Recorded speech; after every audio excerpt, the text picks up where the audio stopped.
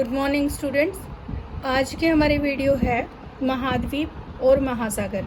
ये 11th और 12th दोनों क्लासेस के लिए है, ख़ास तौर से जिन बच्चों ने इसी साल ज्योग्राफी सब्जेक्ट लिया है उनके लिए। तो आज हम देखते हैं कि हमारे पास अर्थ के ऊपर है, धरती के ऊपर है, दो चीज़ें मुख्य पाई जाती हैं। एक स्थलीय भाग यानी जो मिट्टी से बने हुए हैं, मृदा से बने हुए हैं, और जो महासागरों से बाहर निकले हुए हैं यानी एक स्थल भाग और एक जलीय भाग। तो धरती के अधिकतर भाग पर जल पाया जाता है और कुछ भाग हैं जो समुद्र से उभरे हुए हैं यानी जो स्थलीय भाग हैं। तो बड़े विशाल भूखंड जो स्थलीय भाग हैं उनको महाद्वीप कहा जाता है। ये संख्या में 7 हैं। तो 7 महाद्वीप हैं। ये कौन कौन से? सबसे पहले उत्तरी अमेरिका, जिसको हम अमेरिका है, ये एक देश भी है और इसके ऊपर ये एक महाद्वीप भी है। पहला उत्तरी अमेरिका, दूसरा दक्षिणी अमेरिका। उत्तरी अमेरिका, दक्षिणी अमेरिका। फिर इसके बाद आते हैं दूसरे महाद्वीप, ये है अफ्रीका।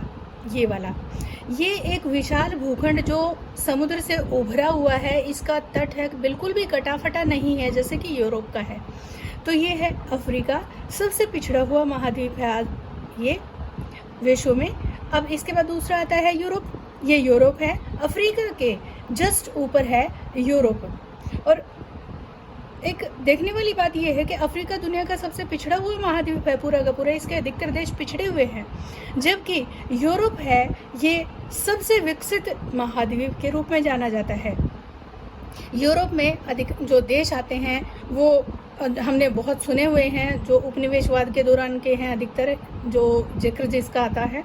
तो इसमें इंग्लैंड है, फ्रांस है, जर्मनी है और इटली आता है, फिर ग्रीस आता है। ये बहुत प्राचीन काल से हम सुनते आ रहे हैं। तो इसका परिचय हम इसके बारे में और डिटेल बाद में पढ़ेंगे। तो सबसे पिछड़ा महाद्वीप है अफ्रीका और सबसे विकसित यूरोप। तो सबसे पहले उत्तरी अमेरिका, दक्षिणी अमेरिका, यूरोप और अफ्रीका।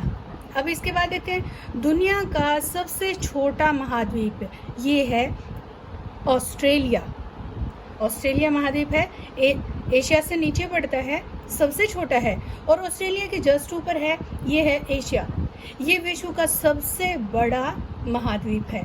यहाँ पर खास बातें कौन कौन सी हैं कि एशिया महाद्वीप में दुनिया का क्षेत्रफल के हिसाब से सबसे बड़ा देश हो गया रूस, और जनसंख्या के हिसाब से ये दुनिया का सबसे बड़ा देश है चीन।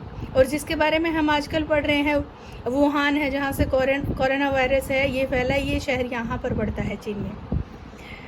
इसके बाद आता है ऑस्ट्रेलिया सबसे छोटा, एशिया सबसे बड़ा। इसके बाद देखते हैं बिल्कुल दक्षिण में, यहाँ पर दिखाया नहीं गया है, दक्षिणी ध्रुव की तरफ है एक महाद्वीप है, भूखंड है, जिसको नाम दिया गया है एंटार्क्टिका। जहाँ से अब ग्लोबल वार्मिंग की वजह से या भूताप की वजह से या धरती का तापमान बढ़ने की वजह से यहाँ पर बर्फ़ है, या एक जलवायु में बदलाव है बहुत बड़ा, तो यहाँ पर बर्फ़ है पिघलने लगी है। तो ये है एंटार्क्टिका। इसके बाद ये 7 महाद्वीप, उत्तरी अमेरिका, दक्षिणी America, Africa, Europe, Australia, Asia और एंटार्क्टिका, ये 7 महाद्वीप। इसके बाद देखते हैं कि महासागर कितने हैं। महासागर संख्या में है 5। कौन कौन से? सबसे बड़ा ये है प्रशांत महासागर। ये कौन सा? अगर ये गोलाकार आकृति में हो या गोले के रूप में हो तो ये वाला भाग घूम के आएगा। दोनों को अगर हम मिलाते हैं तो ये दोनों मिलते हैं, एक ही है ये। आगे पीछे से जैसे इसको अगर ये गोल है धरती तो ये जुड़ा हुआ होगा पीछे से। ये है प्रशांत महासागर सबसे बड़ा।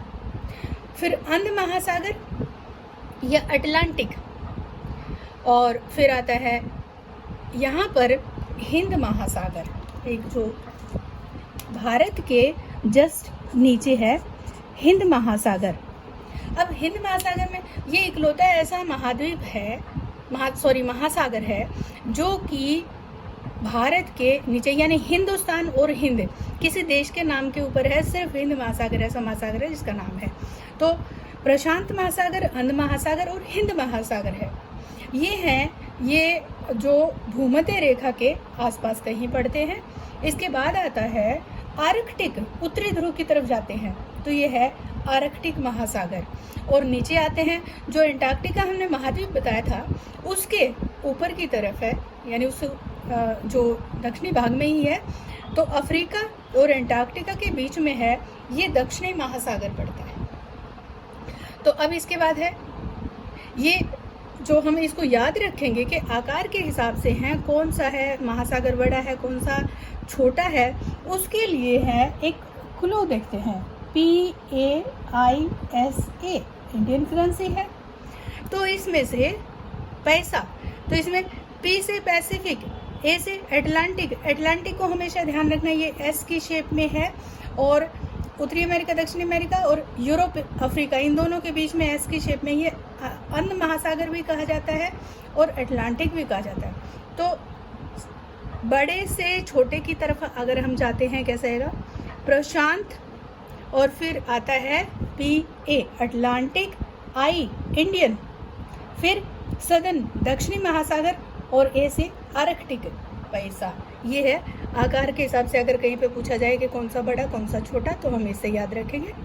अब इसके बाद है कि इनकी थोड़ी सी और डिटेल देखेंगे कि जो महाद्वीपों के जो हिस्से भूमध्य रेखा के ऊपर होते हैं वहाँ पर तापमान है वो ज़्यादा रहता है, गर्म रहता है। जैसे जैसे हम भूमध्य रेखा से दूर जाते जाएंगे, वार्षिक या मासिक है जो भी तापमान है उसमें कमी आती जाएगी। भूमध्य रेखा से उत्तर की तरफ जाते हैं या फिर भूमध्य रेखा से दक्षिण की तरफ जाते हैं तो तापमान है वो घटता जाता है। तो यही कारण है कि ये जो बीच वाला भाग है यहाँ पर दुनिया के अधिकांश मरुस्थलीय भाग भी पाए जाते हैं, और जो 0 डिग्री के आसपास के भाग हैं जहाँ लगभग सारा साल गर्म जलवायु रहती है, तो इन जलवायु कारणों से है वर्षा भी ज़्यादा होती है। तो अब इसमें से ये भाग अधिकतर वनस्पति का जब पढ़ेंगे या जनसंख्या के बारे में जब पढ़ेंगे तो उससे पता लगेगा कि जो सम जलवायु वाले भाग हैं, उपजाऊ हैं, उन भागों में जनसंख्या बहुत ज़्यादा पाई जाती है। जहाँ बिल्कुल ठंडे भाग या बिल्कुल ठंडे भाग है वहाँ जनसंख्या कम पाई जाएगी। और ये जो भूमध्य रेखा के पास के जो देश हैं वहाँ तापमान ज़्यादा होता है, जैसे भूमध्य रेखा से दूर गए तापमान कम होता है। ये है यूरोपीय भाग। बच्चों को जब भी मैप बच्चे पढ़ते हैं तो इसमें से इन दोनों के बीच में है यूरोप का मैप है, उनको सबसे ज़्यादा कंफ्यूज करता है। तो इस कंफ्यूजन को दूर करने के लिए अफ्रीका महाद्वीप है, इसके ऊपर है एक सागर है जिसका नाम है भूमध्य सागर। तो प्राचीन काल में इसी को धरती का मध्य भाग मान लिया गया था, तो मेडिटेरियन ओशन, इसको सी नाम दे दिया, मेडिटेरियन सी। तो इससे नीचे की तरफ अफ्रीका है, ऊपर की तरफ है यूरोप है, तो ये भूमध्य सागर। तो यूरोप और अफ्रीका की एक बाउंड्री यहाँ से बन गई। दूसरा है यहाँ पर है टर्की, तो टर्की का थोड़ा सा हिस्सा है यूरोप में आता है, बाकी का एशिया में आता है। फिर ये यहाँ पर है ब्लैक सी यानी काला सागर, भूमध्य सागर, काला सागर, और ये है कैस्पियन सी, ये कैस्पियन सागर हो गया। और यहाँ पर जो आप ये देख पा रहे हैं एक लाइन सी ब्राउन लाइन है, ये है यूराल पर्वत। कौन सा? यूराल पर्वत, जो कि एशिया और यूरोप को अलग करता है। तो एशिया यूरोप की बाउंड्री है किससे बनी? ये बनी यूराल पर्वत, कैस्पियन सागर, काला सागर। तो ये पूरा का पूरा बन गया यूरोप। अब इसमें से देखते हैं कि इसमें से कैसे कौन कौन से देश हैं जिसका बार बार जिक्र आता है। यहाँ पर ये हम देख पा रहे हैं, ये है इंग्लैंड या ब्रिटेन है, ब्रिटेन के नाम से जानते हैं, इंग्लैंड के नाम से जानते हैं।